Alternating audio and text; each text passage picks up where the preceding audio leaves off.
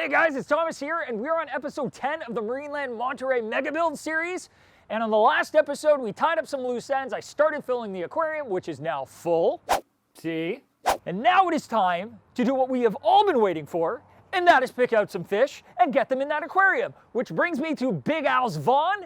So we're gonna go inside, take a look at some fish. I already have a pretty good idea of what I want, but you never know what Randy's got in store. So I'm gonna go have a chat with him, pick some stuff out, and we're gonna head back and get him in the tank. So here we go. Hey, no, no, hey, no, no, hey, no.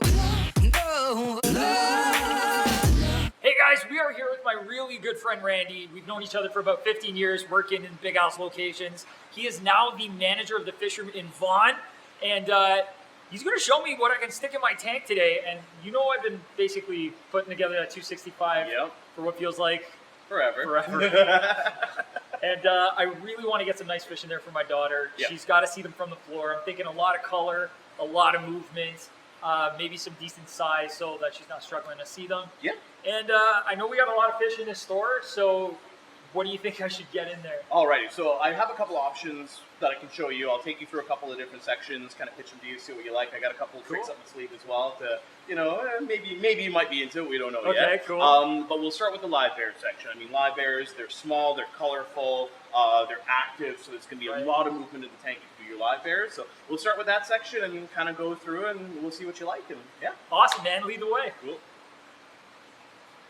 All right, Randy, I see a lot of guppies. Exactly. So, I mean, guppies are great. They're very colorful. They're very active fish. They're also very hardy. So, I mean, they're not going to go the way, you know, the bad way? Yeah, the bad way anytime soon, right?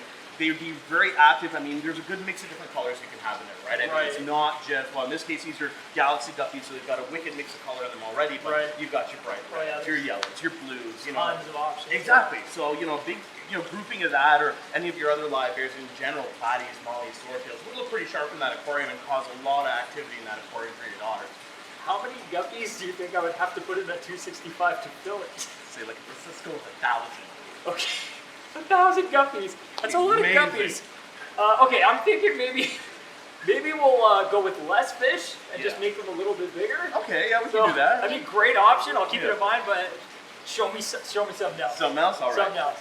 So we'll go across to probably, let's say, cichlids next. I'll show you like some of our African cichlids. I mean, they've got wicked color, a little bit larger, and maybe that'll you know, get your attention. Cool. Let's take a look. Perfect. Our next choice here would be African cichlids. Now, with cichlids in general, they're pretty much like having a saltwater tank without having a saltwater tank. Right. So you get that wicked color out of them, your vibrant yellows, blues, things like that. A little bit more aggression. I mean, these guys are territory-based fish, so they will, you know, kind of chase each other around. So I know your tank has a couple pieces of driftwood and the rocks and stuff like that, which would be perfect. Your pH is a little bit low, so you would have to buffer the water using like a proper cichlid buffer, cichlid salt, to boost it up a little bit to keep them happy. But certainly another option.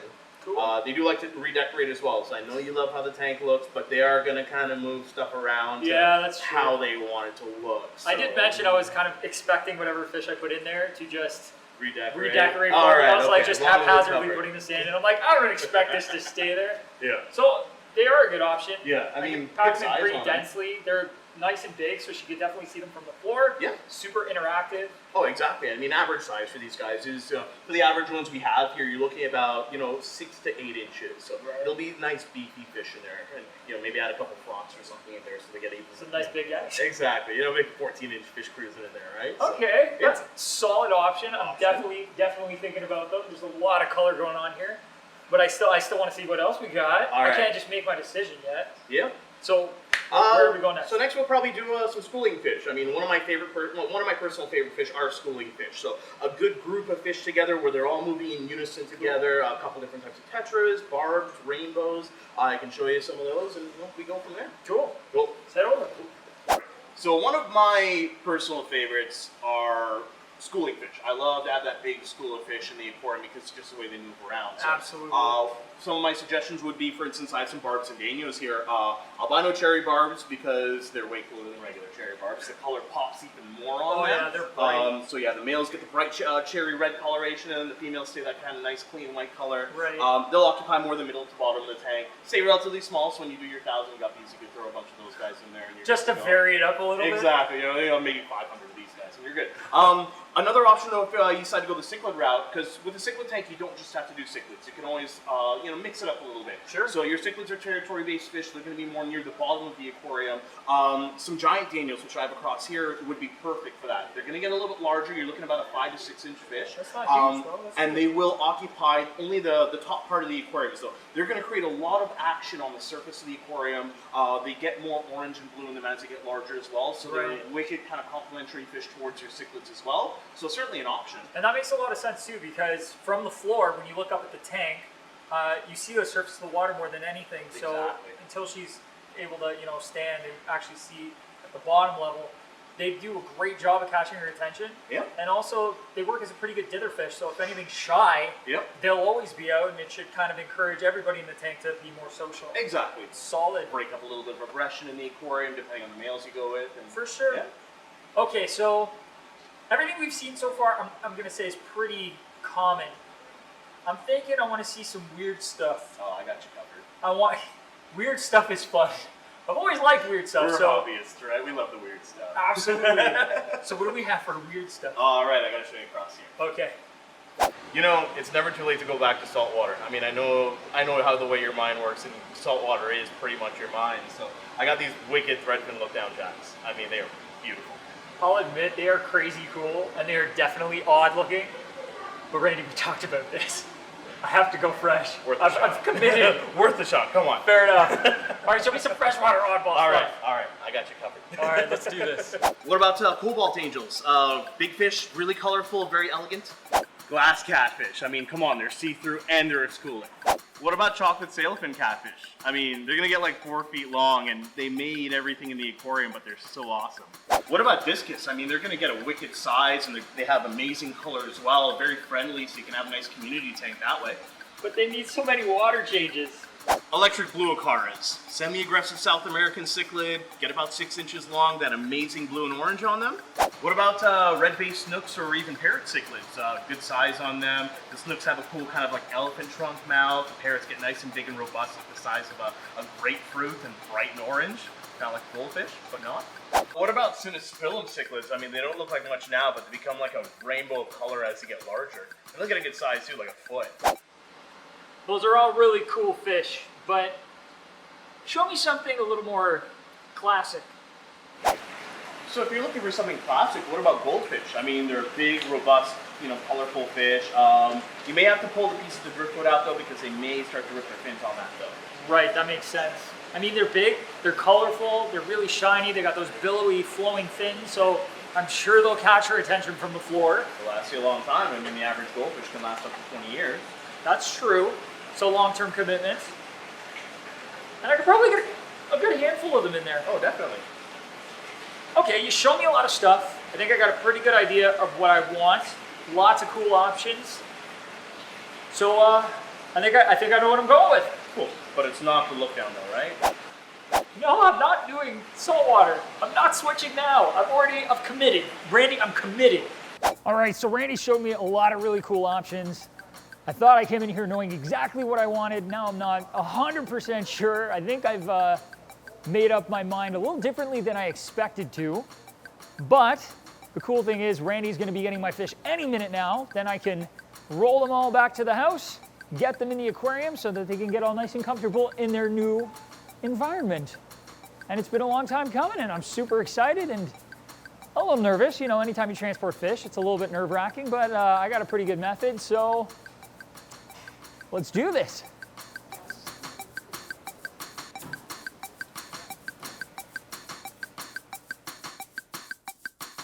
Hey guys, we're back at the 265. I've got the fish temperature acclimating just by floating them in the bag.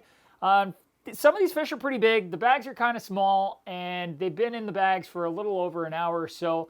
So I don't really want to drip acclimate them or do anything fancy like that, just because I am a little bit concerned about the amount of ammonia that might be in the bags with them. So what I'm going to do is just temperature acclimate them for about 15-20 minutes. Then we're going to cut those bags open, net the fish right away and get them directly into the tank. That way I'm not worried about any kind of ammonia burn, and that should be perfect for them. But before I do any of that, I have some biomedia from one of the aquariums that I've got at the office, and this is that Marine Pure biomedia that I was using in the sump. So these are just the balls, and they've been basically sitting in that tank in these mesh bags for the better part of a couple months. So they're going to be totally seeded with bacteria.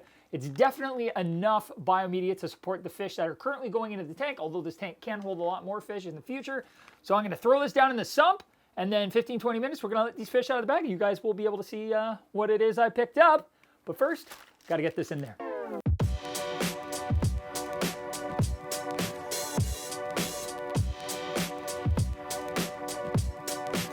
Bio-y goodness.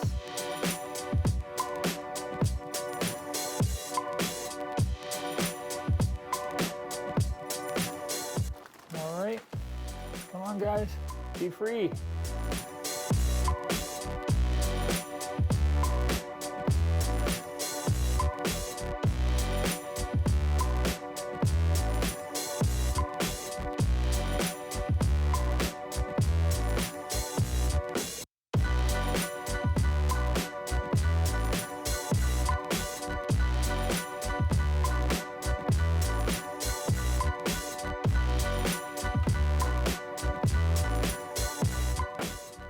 Close up shop here, make sure nobody jumps out.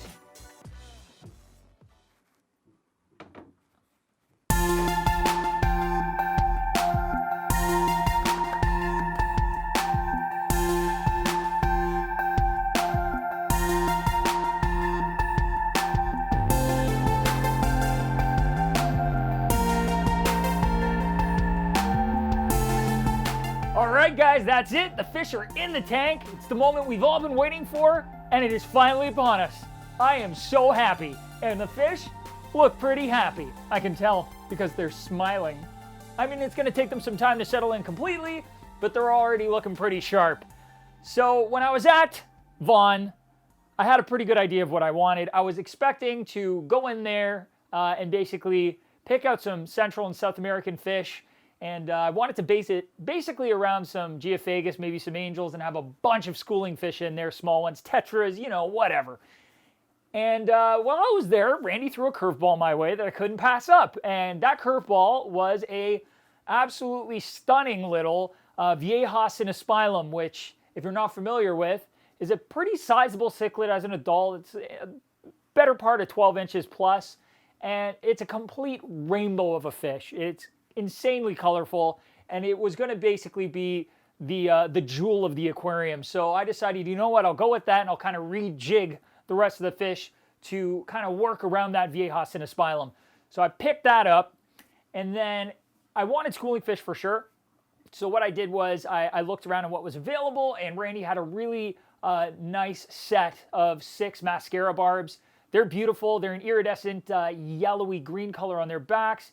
They have some red in the body as well as the tail, and the finnage is really cool. They're very torpedo shaped, and most importantly, they school together pretty tightly, and they're a pretty decent sized fish. With those metallic scales, them darting around the tank, not only is Joe going to be able to see that from the floor really easily, but also they're going to act as a really great dither fish so that the other fish in the aquarium may not be the only fish catching the Cinespilum's eye, because although they're pretty, you know, decent as a large cichlid, they can get a little bit territorial, and I wanted to try to diffuse that. So I did also get some geophagus. I ended up getting a humphead geophagus. I have a juvenile wine millerii in there. It's going to grow up. It was a one-off. It was the last one there, and I know I want that species, so I picked that one up. Hopefully I can get some more in the future. And I also got a pair of really nice thread fin acaras. They're probably both males, but it doesn't matter because I'm not really breeding or anything. I just like having more than one of the same species of fish, just because I don't want it to be the only specimen in the tank. I think it looks a little bit cooler if I've got a few of each. And then, just to kind of round things out, and I know I can't put anything small in there, I went with a pair of rot keel severums and a pair of red spot severums.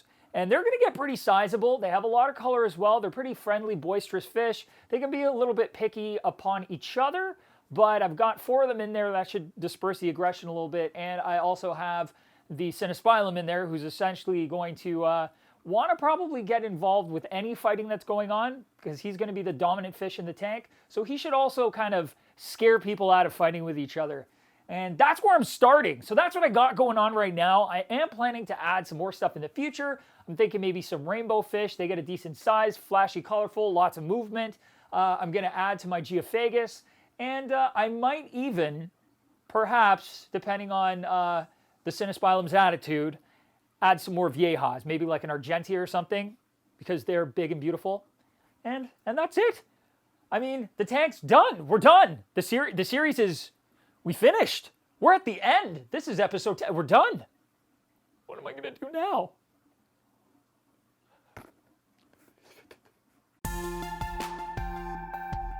Thank you guys so much for following along with this mega build. I've had a ton of fun doing this. It's been great. I know it felt like it took a billion years, but we finally got there. And I just wanted to mention that I've always wanted to do a tank like this and just have never really had a chance to. So the fact that I finally was able to do it, plus bring you guys along for the ride, I thought was absolutely awesome.